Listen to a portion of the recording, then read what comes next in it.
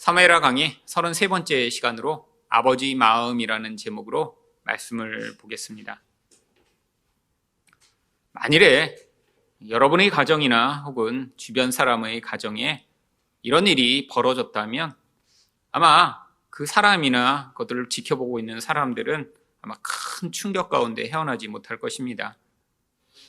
형제가 있는데 형이 잘못에 대해서 이 동생이 용서하지 못하고 보복하려고 품고 있다가 결국 형을 죽여버리고 이 동생이 도망을 하는 일이 어떤 가정에서 벌어졌다면 아마 그 부모는 이런 상황을 보고 도대체 그 충격을 감내해내지 못하겠죠.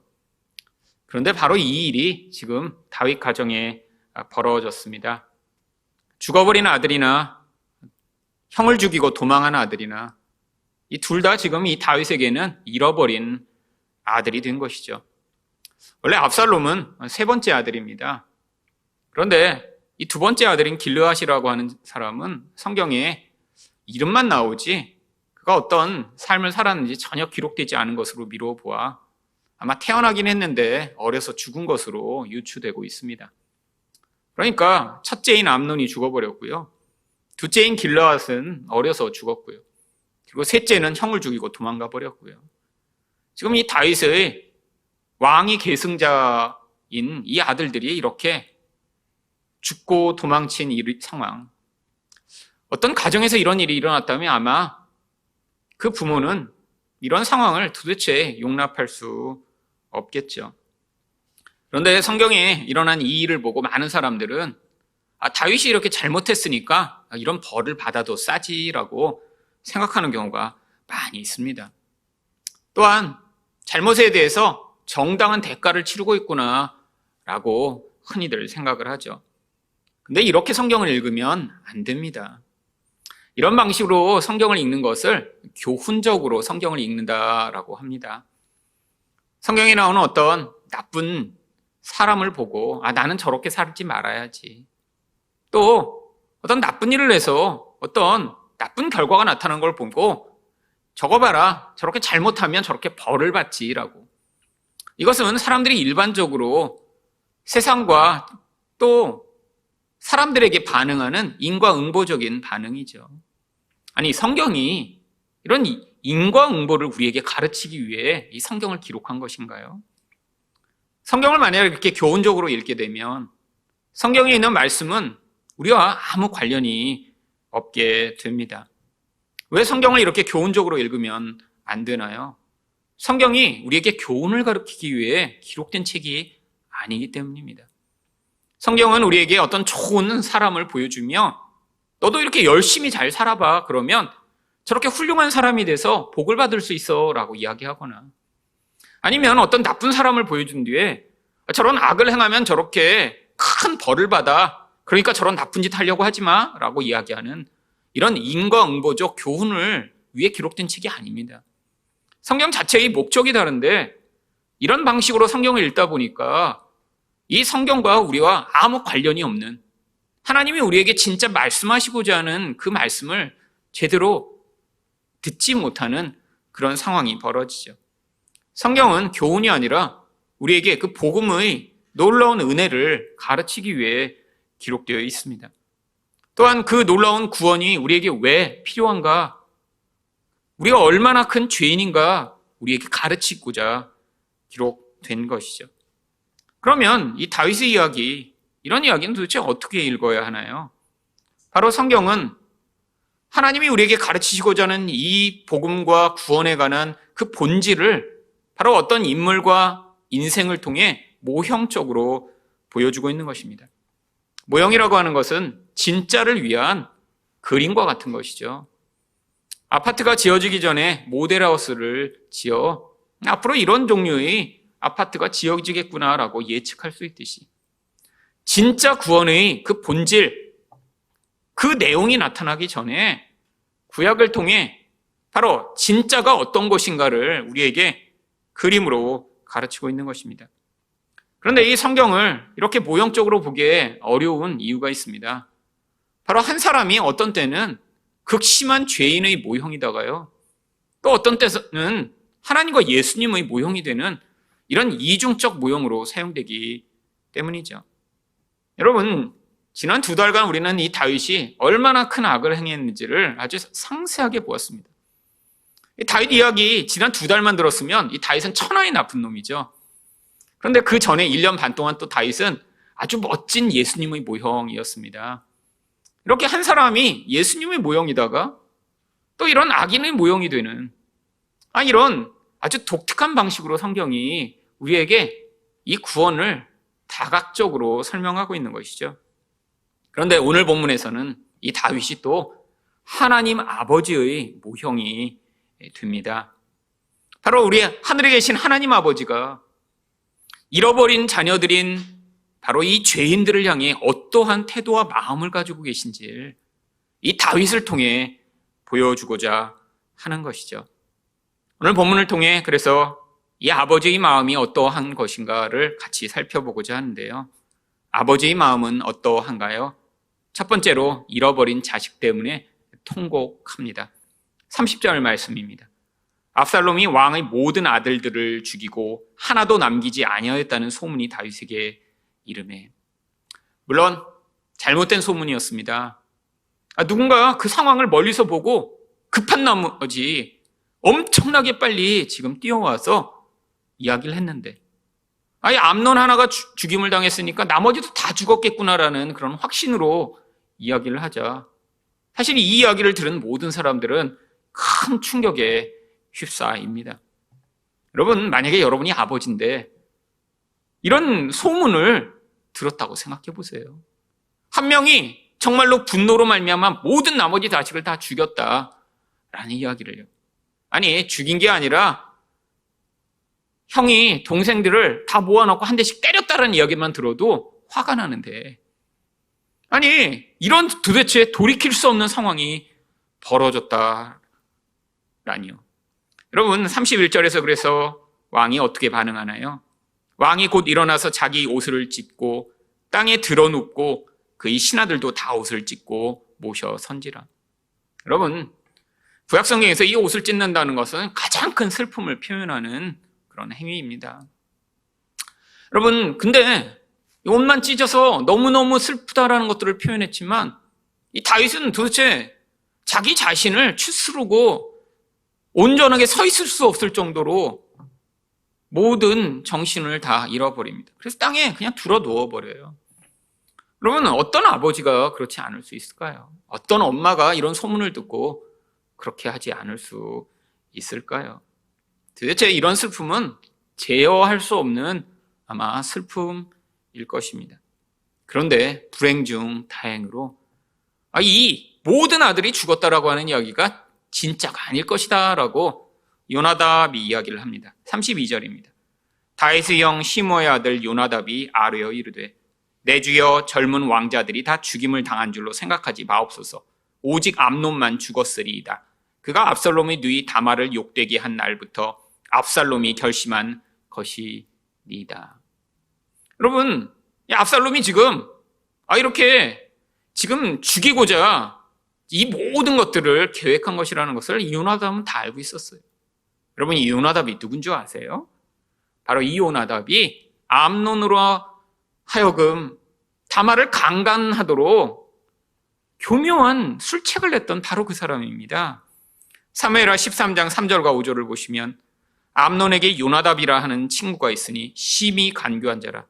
요나답이 그에게 이르되 침상에 누워 병든 채하다가 내 아버지가 너를 보러 오거든 너는 그에게 말하기를 원하건대 내 누이 다말이 와서 그의 손으로 떡을 먹여주게 하옵소서 하라. 여러분, 미리 다 알고 있었던 거죠. 이 간교함으로 이 요나답은 모든 왕궁에서 벌어지는 상황들을 이미 다 알고 있었습니다. 아마 지금 압살롬이 이 암논을 불렀을 때에도 아마 이 압살롬이 이 암논을 죽이려고 불렀다라는 사실을 다 알고 있었겠죠. 여러분, 그런데 알고 있었는데 왜 이런 불행을 막지 않나요? 이 간교한 사람의 특징입니다. 어떤 데라도 자기 이익이 걸리거나 자기에게 위험이 닥칠 상황이 있으면 간교하게 빠져나가 그 상황 가운데 정보를 가지고 자기 이익을 취하는 이런 부류요. 이 요나답의 예측대로 정말로 모든 아들이 죽임을 당한 것이 아니었습니다. 34절입니다. 파수하는 청년이 눈을 들어 보니 보아라 뒷산 언덕길로 여러 사람이 오는도다. 요나답의 예측대로 이제야 다른 왕자들이 도망쳐 왕궁으로 들어옵니다. 그리고 그들이 오자마자 어떻게 반응하나요? 36절입니다. 왕자들이 이르러 소리를 높여 통곡하니 왕과 그의 모든 신하들도 심히 통곡하니라. 그럼 왕자들은 와서 왜 통곡한 것일까요? 여태까지 죽을 줄 알았죠. 아니, 같이 잔치하다가 옆에서 형이 죽는 걸 봤어요. 여러분, 정말 얼마나 충격적일까요? 아니, 이제 우리도 죽는구나. 그런데 자기들은 안 죽여요. 그래갖고 지금 막 죽으라고 도망쳐 오니까 이제야 안도되니까 그 모든 공포와 두려움이 마음에서 그 안도감과 합쳐지면서 통곡으로 튀어나오기 시작한 것입니다. 여러분, 사람은 다른 사람이 이렇게 통곡할 때 전염성이 있잖아요. 여러분, 그래서 모든 신하들도 같이 그 안도감으로 아니 죽지는 않았구나, 다 죽은 건 아니구나 라고 하며 지금은 울음바다가 터져버린 것이죠. 여러분, 그런데 이 모든 상황 가운데 가장 슬픈 것이 무엇인가요? 암논이 죽임을 당한 것이 적들에게 죽임을 당한 것이 아니라 같은 형제에게 죽임을 당했다라고 하는 것입니다. 왕자들 사이에 서로 죽였다라는 사실이죠. 여러분, 교통사고를 나가서 누가 죽었다든지, 아니 전쟁에 나가서 싸움에 이렇게 우연히 죽임을 당했다라든지, 물론 엄청나게 슬프겠죠. 하지만 이런 비극적인 상황이 어디 있나요? 같은 가족 안에서 미움과 보복으로 서로를 죽이는 이런 상황이라뇨. 여러분, 아마 부모에게 있어서 이것보다 더 고통스러운 것은 없을 것입니다. 여러분, 세상에 살며 이렇게 자녀를 잃어버리는 부모들 가끔씩 있습니다. 한 명씩 이렇게 자기 자녀를 잃어버리는 그런 부모들 많이 있죠. 그런데 우리나라 같은 경우에도 이렇게 집단적으로 자녀들을 잃어버리는 그런 부모들이 매번 존재했습니다. 바로 몇 년 전에 있었던 세월호 사건이 그렇죠. 세월호 사건으로 말미암아 사주기가 되었을 때 자기 자녀들을 잃어버렸던 그 부모들 가운데 110명이 그 자녀들에게 보내는 편지를 써서 그리운 너에게라는 책을 묶어냈습니다. 거기서 단원고 2학년이었던 정원석 학생의 어머니가 쓴 편지를 제가 읽는데 정말 저도 그 엄마의 마음이 느껴져서 도대체 울음을 참지 못하겠더군요. 긴 편지였는데 짧은 부분만을 여러분한테 읽어드리겠습니다. 사랑하는 아들 원서가 안녕. 그곳에서는 잘 지내고 있지? 내가 엄마 품을 떠난 지도 1394일이 되었구나. 엄마는 내가 없는 날을 세워보는 것이 하루의 일과가 되어버렸어. 내가 떠난 그날을 엄마가 어찌 잊을 수 있겠니? 수학여행 간다며 들떠있던 내 모습, 예쁜 사진 남기고 싶다며 새 옷을 사고 기뻐하던 내 모습, 짐을 싸면서 설레하던 내 모습, 엄마는 어느 것 하나 잊혀지지 않는구나. 가끔 삶에 치여 정신없이 지내다 문득 너를 생각하지 못했구나 할 때면 엄마는 이루 말할 수 없는 슬픔과 이렇게도 사라지는구나 하는 허망함이 몰려와 자식을 잃은 엄마의 모습이 맞는지, 내가 이렇게 살아도 되는지 하는 자책감이 몰려와 이럴 때면 엄마도 너를 따라 가고 싶다는 생각을 수없이 한단다. 여러분, 이게 정말 자식을 잃어버린 엄마의 마음이죠. 여러분, 이런 자식을 잃어버린 부모의 마음을 누가 위로할 수 있겠습니까? 여러분, 바로 다윗이 그 고통을 지금 느끼고 있는 거예요. 여러분, 시편을 읽다 보면 그런 깊은 고통, 원수에게 쫓겨다니며 정말 영혼이 다 부서지는 것 같은 고통을 겪을 때 썼던 시, 또 이렇게 인생 가운데 죄악이 만들어낸 그 고통으로 말미암아 견딜 수 없는 그 아픔을 느낄 때 썼던 시들이 그 시편을 가득 채우고 있습니다. 시편 38편을 보면 바로 이런 내적 고통이 얼마나 컸는지 바로 그 중에 이런 마음을 이렇게 표현합니다. 시편 38편 6절부터 10절을 보시면 내가 아프고 심히 구부러졌으며 종일토록 슬픔 중에 다니나이다. 내 허리에 열기가 가득하고 내 살에 성한 곳이 없나이다. 내가 피곤하고 심히 상하였음에 마음이 불안하여 신음하나이다.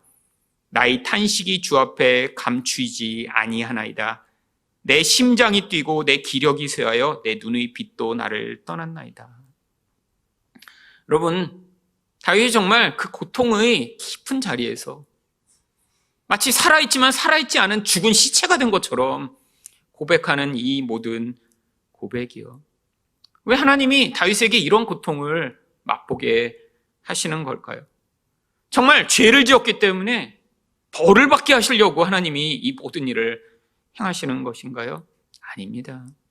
바로 하나님이 어떤 마음이신지, 바로 이 죄인들을 구원하시기 위해 하나님이 어떤 대가를 치르셨는지, 어떤 고통과 슬픔을 하나님이 맛보셨는지, 바로 이 인생들을 통해 그 하나님의 마음의 일부를 경험할 수 있도록 하시고자 하나님 바로 이 인생 가운데 하나님이 어떤 마음인지를 비슷한 상황들을 통해 경험케 하신 것이죠.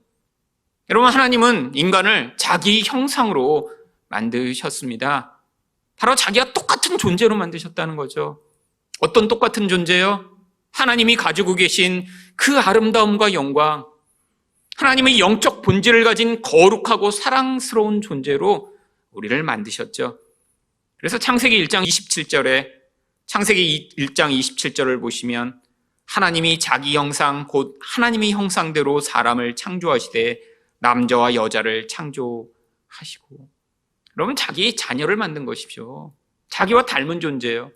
물론 하나님은 영이시기 때문에 그 영을 우리에게 주셔서 우리가 육을 가지고 있지만 하나님의 영으로 말미암아 하나님과 같은 존재가 되어 이 땅 가운데 보이는 하나님의 영향력을 확장하도록 이 세상에 하나님의 자녀로 우리를 만드신 것입니다.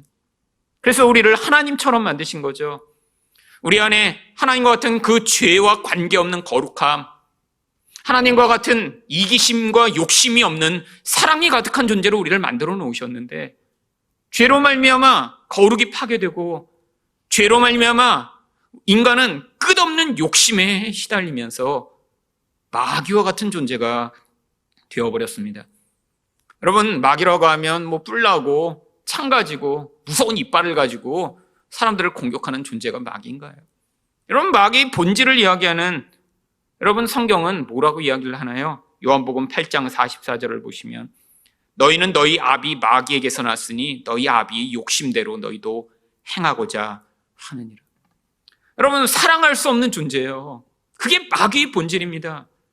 욕심으로 말미암아 자기 이기심에 똘똘 뭉쳐 내 주변의 모든 존재는 나의 욕망을 위한 도구며 그 결과로 끊임없이 다른 사람들을 파괴하는 관계가 파괴된 이 존재의 모습이 마귀라는 거예요.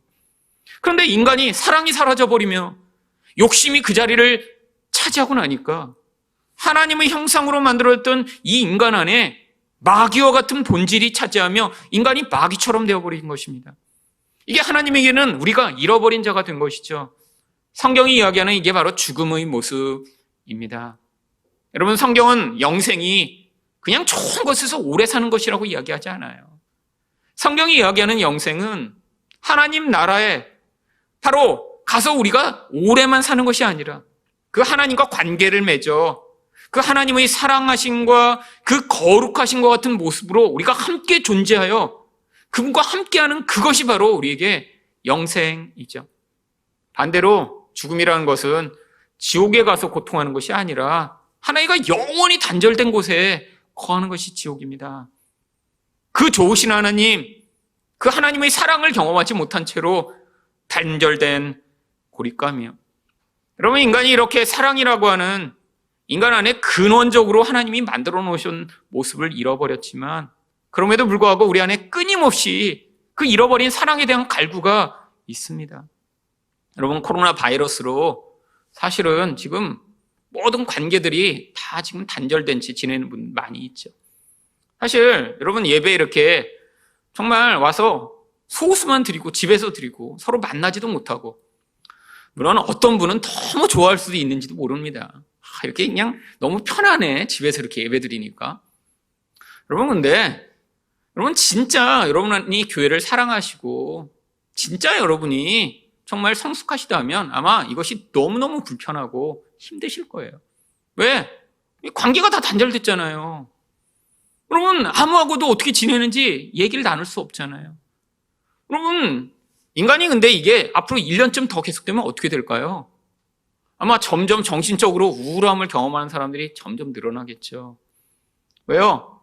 여러분, 이거 한두 주 이렇게 편하게 들으는 그 편리가 우리 안에 있는 진짜 이 사랑에 대한 갈구와 열망을 다 파괴할 수 없습니다.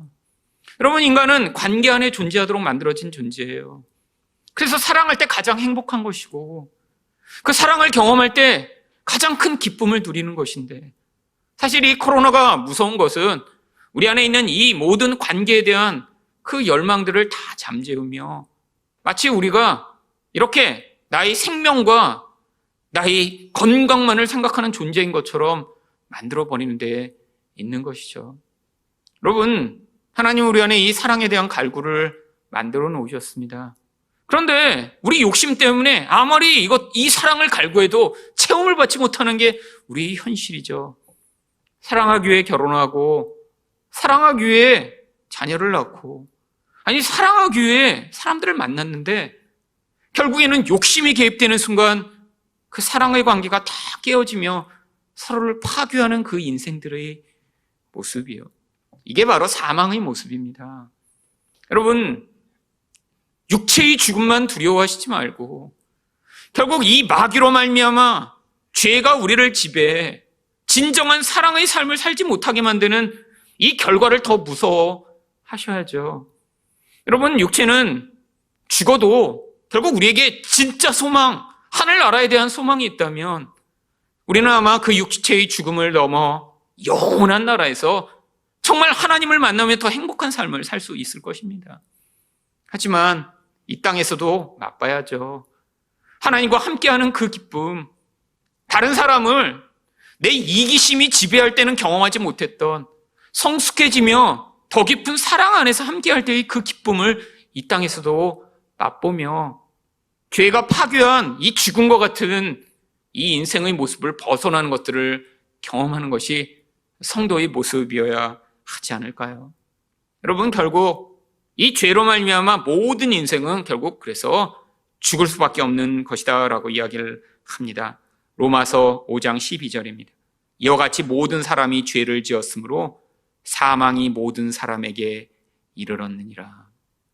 여러분, 하나님이 안타까워하시고 하나님이 마음 아파하시는 것이 바로 이것입니다. 아니, 자기 형상으로 만들어진 그 존재들이, 아니 자기 자식들이 이렇게 다 죽은 자가 되었고 마귀의 자식처럼 되어버렸는데, 여러분, 하나님에게는 수십억의, 아니 수백억의 자녀들이 있는데 자기 형상으로 만들어진 그 존재가 마귀처럼 보내버린 것, 여러분, 어떤 부모가 여러분 그것을 괜찮다라고 할 수 있을까요? 여러분이 하나님의 마음을, 그래서 이사야 49장 15절은 이렇게 이야기합니다. 여인이 어찌 그 젖 먹는 자식을 잊겠으며 자기 태선한 아들을 긍휼히 여기지 않겠느냐. 그들은 혹시 잊을지라도 나는 너를 잊지 아니할 것이라. 여러분, 인간들은 자기 자녀 잃어버리는 부모 있습니다. 아니, 올해도 부모가 애를 낳는데 너무 어린 때 애를 낳은 거예요. 엄마는 20살도 안 됐고 아빠도 겨우 20이 간 넘었어요. 근데 자기 놀러 다니느라고 애 밥도 안 주고 그냥 방치했다가 7일 만에 아이가 죽었습니다. 그래서 형을 받았더라고요. 중고 물건 판매하겠다고 집에 중간에 한번 들렀는데 애가 너무 우는 거 보면서도 냉장고 사진 찍고 그냥 가버렸더라고요. 그래서 아이가 그냥 굶어 죽어버렸어요. 여러분, 인간들 가운데는 그런 사람들이 있습니다. 도대체 인간이기를 포기한 이런 무서운 모습이요. 여러분, 근데 하나님은 혹시 그런 인간이 있을지 몰라도 절대 그렇지 않으시다는 거예요. 여러분, 우리 하나님이 완전하시다는 건 어떤 완전함을 이야기하나요? 그 사랑의 완전함을 이야기하는 것이죠. 여러분, 하나님의 자녀를 하나님이 잃어버리실 수 있을까요? 사람이 많다고 하나님이 다 도매급으로, 아니 수백만 명이지 뭐 저 중에 일부는 내가 없어져도 괜찮지라고 생각하시는 게 아니라는 것을 성경이 계속 이야기합니다. 100마리의 양 가운데 한 마리의 양을 잃어버려도 내가 그 잃어버린 양을 찾기 위해 밤새도록 찾아다니는 목자다라고 이야기합니다. 하나님의 사랑의 그 크기, 우리를 향한 하나님의 사랑의 그 완전함을 우리에게 이야기하죠. 그런데 이 인간들이 이렇게 죄로 말미암아 마귀 자식처럼 변해버려 하나님과의 관계가 단절되었을 때 하나님은 그 대상을 향해 마치 다윗이 통곡을 하듯 잃어버린 자를 향한 그 통곡과 아픔으로 슬퍼하고 계신 것입니다. 여러분, 이 다윗은 결국 하나님의 마음을 우리에게 보여주는 그림입니다. 또한 우리 또한 이 땅 가운데 이 하나님의 마음을 아는 자만 이 잃어버린 사람들을 향한 그 간절함과 그 아픈 마음을 가지고 사람들을 대할 수 있겠죠. 두 번째로 아버지의 마음은 어떠한가요? 죄인에게까지도 간절합니다. 37절 말씀입니다. 압살롬은 도망하여 그술왕 암미오들의 아들 달메에게로 갔고 다윗은 날마다 그의 아들로 말미암아 슬퍼하니라. 여러분, 아니 압살롬 진짜 나쁜 놈 아닌가요? 자기 형을 이렇게 계획적으로 살인하다니요. 아니 그런데 이렇게 나쁜 놈을 향해 그 아버지는 이렇게 슬퍼하며 계속 아들을 그리워하다니요. 여러분, 이렇게 생각하는 사람은 정말 부모가 아닌 사람입니다. 그럼 부모라면 자녀가 잘못해도요, 여러분 그 자녀 저 자식 그냥 확 죽어버려요. 여러분, 이렇게 말하는 부모가 어디 있을까요? 아니, 잘못해도 자녀죠. 나쁜 놈이어도 자녀예요. 여러분, 예전에 제가 대학부를 담당하고 있을 때 어떤 청년이 자기 친구랑 같이 한번 왔습니다. 그래서 예배를 한 번인가 두 번 드렸던 것 같아요. 근데 친구가 얘 교회 안 다녀보내니까 꼭 좀 잘 부탁한다고 그래서 그래서 제가 얼굴을 기억하는 청년입니다. 근데 교회를 안 나오더라고요. 그래서 그냥 안 나오나 보다 그랬는데 몇 개월이 지난 후에 어떤 분한테 전화가 왔습니다. 모르는 번호인데 받았더니 아니 아무개 아시냐고. 그래서 이렇게 생각해 보니까 그때 몇 개월 전에 한번 왔던 아이 그 아이인 것 같아요. 그래서 그때 한번 왔던 그 청년 내 기억한다고 그랬더니 저를 꼭 한번 그분이 만나고 싶대요. 그래서 왜 그러시냐고 그랬더니 그 아이 어머니인데 상의 드릴 일이 있다고. 교회를 찾아오셨어요. 그래서 무슨 일이시냐고 그랬더니 자기 아들이 이 편의점에서 이렇게 도둑질을 하다가 감옥에 갔다는 거예요. 그러시냐고. 그래서 지금 감옥에 있는데 제가 이렇게 면회 좀 한번 가봐 주실 수 있냐고. 그래서 뭐 어렵지 않다고. 그래서 언제 시간 되시냐고. 그래서 이름 누구냐고. 그래갖고 이제 어떤 일인가 얘기를 듣고 편의점에서 도둑질하다 이렇게 감옥까지 가나? 그래갖고 제가 생각을 했는데 마침 얼마 전에 신문 기사를 하나 읽은 게 생각이 나는 거예요. 그래서 신문 기사를 찾아보기 시작했습니다. 그랬더니 이게 단순히 도둑질이 아니라 강남에 있는 열몇 곳의 편의점을 여러 명의 한 20살 된 청년들이 돌면서 집단으로 강도짓을 하다 잡힌 거더라고요. 근데 문제는 얘가 주범이었던 거예요. 다른 아이들은 다 부잣집 아이들이었습니다. 압구정동에 사는. 근데 얘만 가난한 집 아이예요. 아버지도 안 계세요. 엄마도 돈 버느라고 아이를 거의 보지 못해서 할머니가 대신 거의 키우셨다고 그러더라고요. 그러니까 편의점에서 강도짓을 했는데 다른 아이들은 아주 비싼 변호사를 써갖고 다 그냥 나온 거예요, 이미. 근데 얘만 주범으로 찍혀갖고 형을 아주 크게 선고받은 상태더라고요.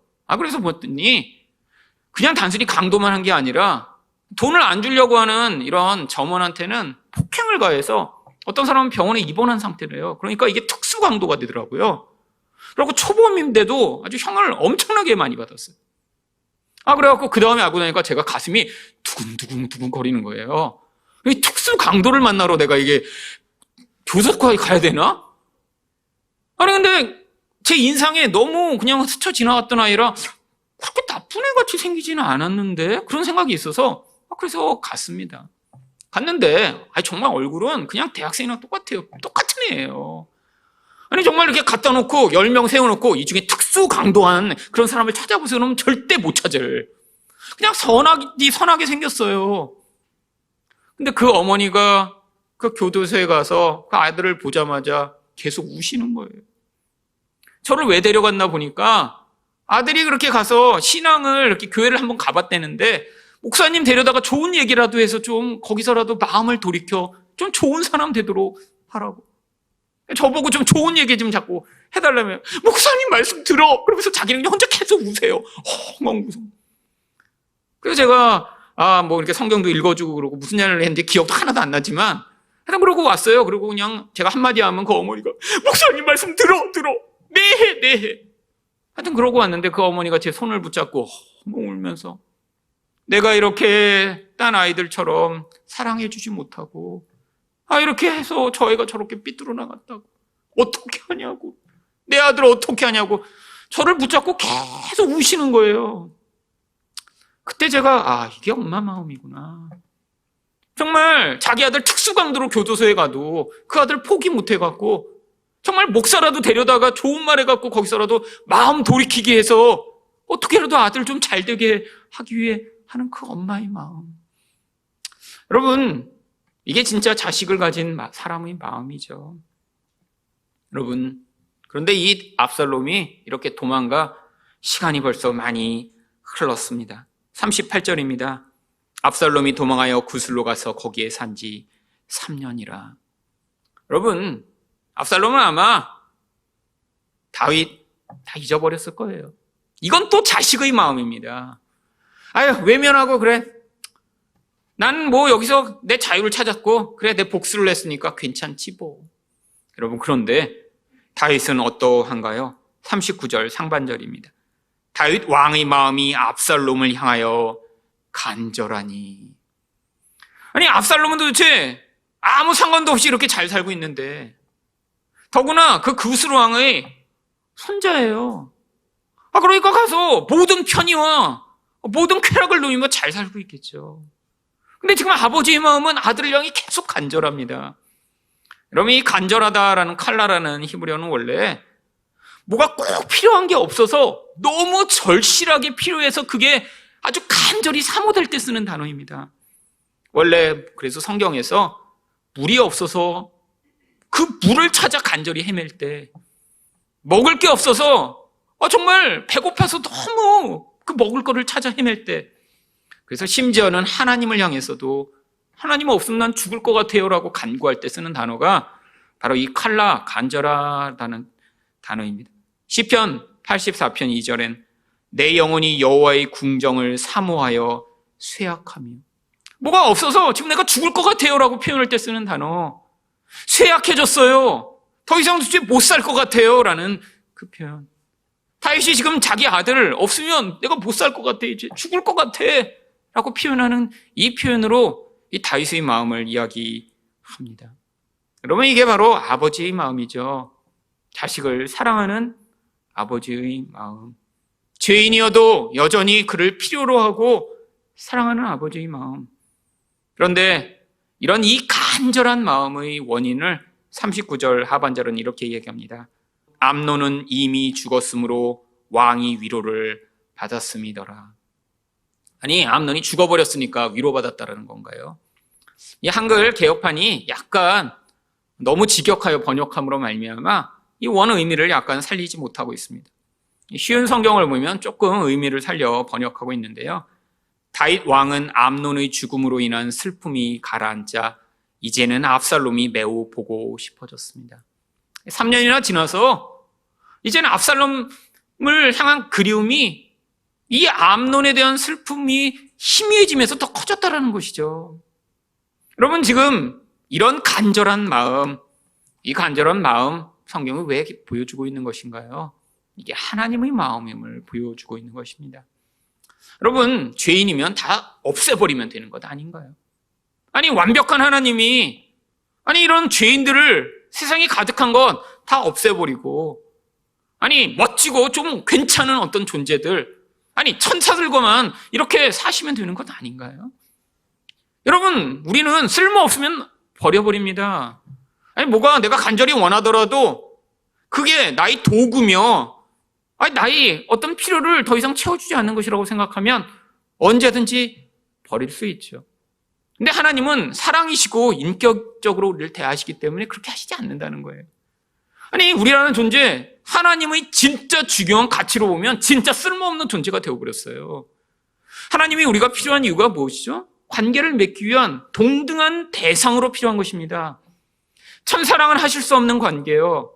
근데 그 관계의 조건이 뭐예요? 우리가 죄가 없어야 하나님과 함께 할 수 있고요. 우리 안에 사랑이 있어야 하나님을 온전히 사랑하며 하나님과 관계를 맺을 수 있어요. 근데 이 하나님과의 관계를 위한 가장 중요한 조건을 잃어버렸잖아요. 근데 하나님이 이 죄인인 우리를 향해 이 다윗이 압살롬을 간절히 원하듯 간절하게 원하고 계시다라는 거예요. 여러분, 그게 바로 구약 성경에 계속 기록되고 있는 이스라엘을 향한 하나님의 마음입니다. 여러분, 예레미야 31장 20절을 보시면 에브라임은 나의 사랑하는 아들을 기뻐하는 자식이 아니냐? 내가 그를 책망하여 말할 때마다 깊이 생각하노라. 그러므로 그를 위하여 내 창자가 들끓으니 내가 반드시 그를 불쌍히 여기리라. 여호와의 말씀이니라. 여러분, 이 에브라임이 그러면 하나님이 이렇게 창자가 끊을 정도로 그를 생각하고 불쌍히 여기는데 정말 괜찮은 존재인가요? 여러분, 에레미야 전체가 무엇을 위한 책인지 아시잖아요. 이 이스라엘의 이 무서운 죄악을 책망함으로 바로 그 죄가 얼마나 하나님과의 관계를 깨트리며 하나님을 아프게 했는지를 계속 이야기합니다. 근데 하나님은 어떻게 하시겠다고요? 그렇게 더러워진 존재, 도대체 하나님과 동급으로 관계 맺을 수 없는 그 대상을 향해서도 하나님이 창자가 끊어지듯이 아파하고 불쌍히 여기며 그를 회복해 주시겠다고요. 여러분, 그들은 이스라엘 백성이니까 그럴 수 있죠. 아니요. 바로 이게 하나님이 이 요나서를 통해 하나님이 이 세상의 모든 악인들을 향한 하나님의 마음임을 보여주고 계십니다. 요나서 4장 11절을 보시면 하물며 이 큰 성읍 니느웨에는 좌우를 분별하지 못하는 자가 12만 명이요 가축도 많이 있나니 내가 어찌 아끼지 아니하겠느냐 하시니라. 여러분, 니느웨는 바로 이 아수르의 수이며 아수르는 역사상 존재했던 가장 악한 민족 중에 하나입니다. 도대체 당시에 존재했던 모든 나라 가운데 가장 큰 악으로 다른 사람들을 대했어요. 여러분, 포로를 잡으면 사람들을 장대에 매어 말려서 죽였고요. 사람들이 껍데기를 다 벗겨서 자기 민족으로 가지고 와서 자기 고향의 집에다가 다 발라놨어요. 벽지로요. 왜요? 자기들이 얼마나 흉포하고 악한 자인가를 보여줘서 사람들이 자기들을 두려워하도록요. 임산부들은 배를 갈라 아이를 꺼내 벽에다 던져 터뜨려서 죽였습니다. 이게 아수르의 실체예요. 그러니까 요나가 하나님이 아수르에 가서 그들이 회개를 선포하라고 했을 때 그렇게 도망하기까지 거부했던 거죠. 아니, 어떻게 저런 인간을 하나님이 용서하시려고 하지? 이건 있을 수 없다라고 생각한 거예요. 근데 하나님이 뭐라고 하세요? 좌우를 분별 못하는 그 악인까지도 하나님이 불쌍히 여기신대요. 그게 하나님의 사랑의 크기입니다. 여러분, 아수르, 이 에브라임과 같은 이스라엘만 이런 악한 존재인가요? 아니요. 그게 바로 우리들의 모습이죠. 거룩을 잃어버리고 사랑을 잃어버린 우리의 모습이요. 하나님이 그래서 우리를 사랑하셔서 어떻게 하셨나요? 요한복음 3장 16절입니다. 하나님이 세상을 이처럼 사랑하사 독생자를 주셨으니 이는 그를 믿는 자마다 멸망하지 않고 영생을 얻게 하려 하심이라. 여러분, 하나님의 사랑의 크기가 우리 죄악과 우리 어두움과 우리 반역의 크기보다 훨씬 더 큽니다. 여러분, 자기 죄를 깊이 깨달은 자가 그 죄에만 또 매여 있으면 우울함과 절망에 빠지게 돼요. 여러분, 자기 죄의 깊이를 보는 만큼 우리 하나님이 그 죄를 덮으시고 치료하시고 온전케 하실 수 있는 그런 온전한 사랑의 하나님이심을 우리가 믿어야 합니다. 하나님이 우리 죄를 이렇게 드러내셔서 보게 하시는 이유가 뭐죠? 그 무서운 죄보다 하나님의 사랑이 얼마나 더 크고 놀라운 것을 가르쳐 우리가 그 사랑에 감독하도록 하시고자 하는 거예요. 너가 이렇게 나쁜 놈이야, 너는 절대 안 되는 놈이야 라고 우리에게 지적하고 우리를 혼내시고자 하는 게 아니라 그 죄악에도 불구하고 너는 내 사랑으로 온전케 될 수 있어. 내 사랑의 크기가 너희 죄악보다 훨씬 더 크며 내 사랑이 너희 죄를 온전케 할 수 있는 온전한 그런 사랑이라는 것을 우리에게 가르치셔서 이런 죽어 마땅한 자를 향해서도 그 사랑으로 우리를 어떻게 용서하시는지를 보여주시고자 하는 것입니다. 여러분, 찬송가 가운데 이 사랑을 잘 표현한 찬송가가 있죠. 304장 그 크신 하나님의 사랑입니다. 근데 이 찬송가 가운데 제가 가장 좋아하는 절은 1절이 아니라 사실은 3절입니다. 1절에도 하나님의 사랑이 잘 표현되어 있죠. 그 크신 하나님의 사랑 말로 다 형용 못하네. 저 높고 높은 별을 넘어 이 낮고 낮은 땅 위에 죄범한 영혼 구하려 그 아들 보내사 화목제물 삼으시고 죄 용서하셨네. 여러분, 근데 3절은 어떻게 되어 있나요? 하늘을 두루마리 삼고 바다를 먹물 삼아도 한없는 하나님의 사랑 다 기록할 수 없겠네. 하나님의 크신 사랑 그 어찌 다 쓸까? 저 하늘 높이 쌓아도 채우지 못하리. 여러분, 하나님의 사랑이 그렇다는 거예요. 하늘을 두루마리 삼고 바다를 먹물 삼아서 거기다 하나님의 사랑이 어떤지 다 써도 절대로 채울 수 없을 만큼 하나님의 사랑이 크다는 거예요. 여러분, 우리 인생을 통해 그래서 우리가 꼭 배워야 될 것이 무엇인 줄 아세요? 우리 죄의 깊이가 얼마나 깊은지 분명히 배워야 합니다. 여러분, 그런데 그거보다 더 중요한 것이 우리 죄가 정말 집요하고 너무나 크고 도대체 용서받을 수 없는 그런 죄라고 하더라도 그것을 넘어서는 이 하나님의 사랑이 얼마나 크고 놀라운지 여러분 그것을 반드시 배우셔야 돼요. 여러분, 그 사랑이 여러분을 변화시키고 그 사랑이 우리를 행복하게 하는 것이며 그 사랑이 우리가 정말 어떤 존재로 지음받았는지 우리를 정말 온전한 존재로 만들 수 있는 유일한 길입니다. 하나님은 불완전한 우리 부모 같지 않아요. 부모는 아무리 노력을 해도 그 완전한 하나님의 사랑처럼 반응할 수 없습니다. 여러분, 이 다윗의 모습 그렇지 않나요? 얼마나 불완전한 부모예요. 제대로 훈육하지 못하고 제대로 사랑하지 못하고 아니 마음에 이렇게 간절한데 여러분 다음 장에 보면 그것들을 표현하지도 못해요.